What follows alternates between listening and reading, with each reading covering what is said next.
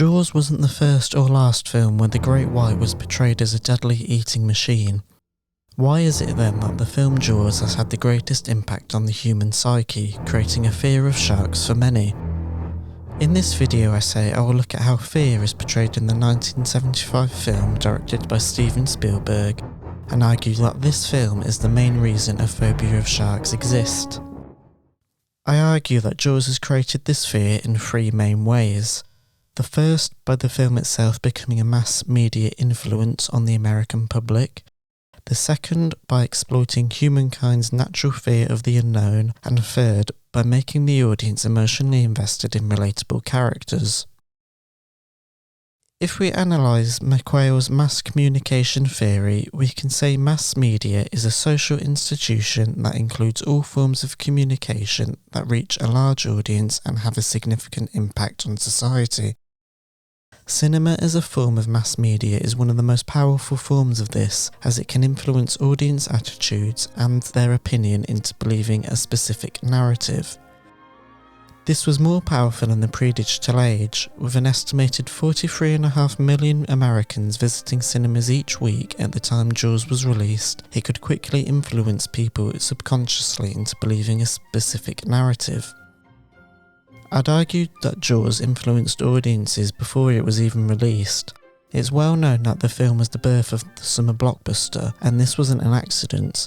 The film's marketing campaign was one of the first to advertise heavily on American television. The movie was sold as an event piece of cinema that everyone had to watch. The result being, everyone who wanted to watch became part of this mass media event. It became a talking point, with millions of people lining up around the block to watch the film, a large majority being influenced into holding a fear of sharks. Let's look at the original trailer, which was played throughout cinema and TV screens across the country. It builds up fear in the audience straight away, describing the shark as a mindless eating machine whose main purpose in life is to kill.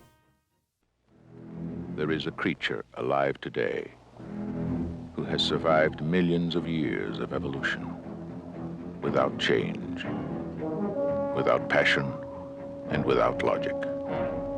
It lives to kill. A mindless eating machine. It will attack and devour anything. It is as if God created the devil and gave him jaws. Frederick explains that this type of mass influence on audience creates a negative viewpoint of sharks, causing fear within anyone watching. As most of the audience in the pre-digital age aren't aware of how they act or have any means of learning otherwise, the trailer and film influence millions of people into holding a negative opinion of sharks.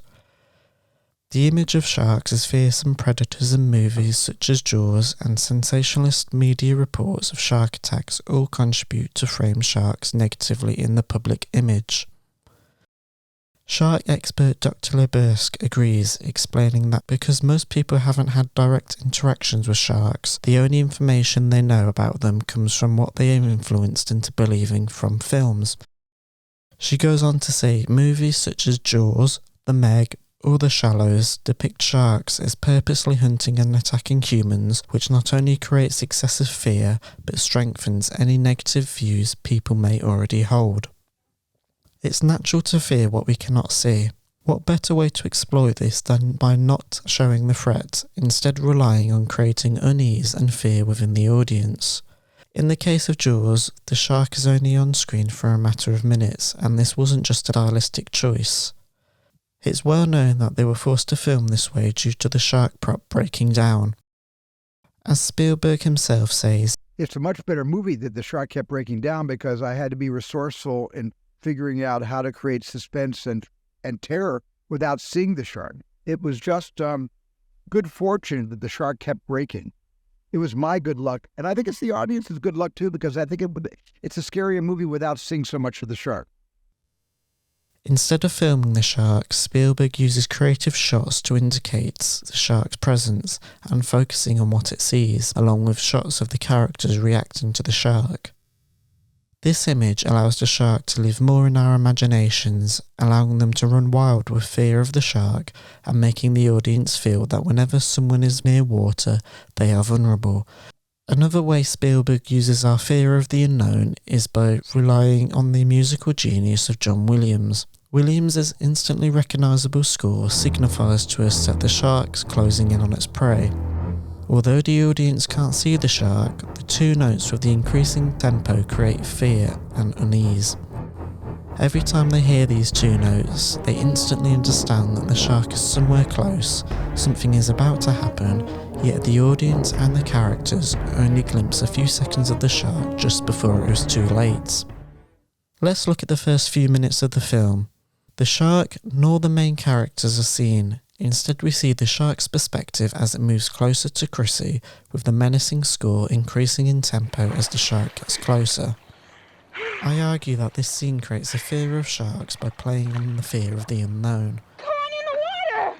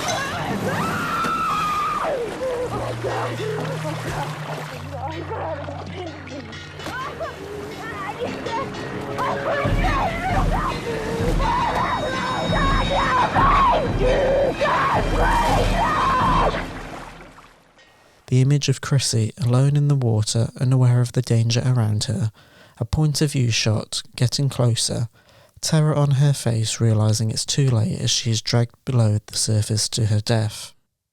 Combined with Williams' score, it becomes a terrifying scene, instantly portraying the shark as a killer. It scares the audience into realising that whenever the characters are on land, they are in control. As soon as they enter the water, they enter the creature's domain. They are no longer in control of what happens. As the audience relate to the characters, this instantly creates a fearful memory which is remembered for a long time.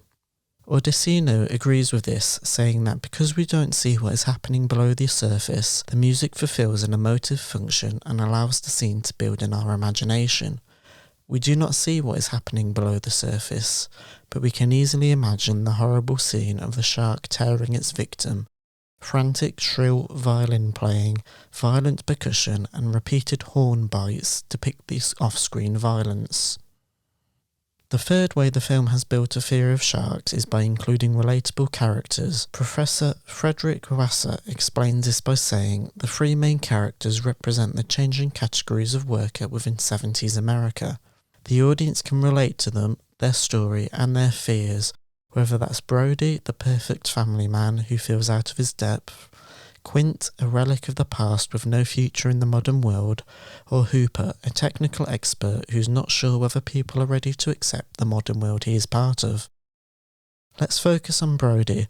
Throughout the film, his fears become obvious, whether that being the fear of not being able to protect his family, his fear of never fitting in as an outsider on an island constantly being treated differently, or down to his fear of water. All three fears are portrayed when he boards the orca. He must get on board to hunt down the shark to ensure his family are safe. His fear of being an outsider is shown throughout, whether that's him arriving in brand new clothes which his wife has to help sort, or being treated differently by Quentin Hooper because of his inexperience of boats and his fear of the water. All these fears are realistic. The audience share these fears and relate to the characters because of this.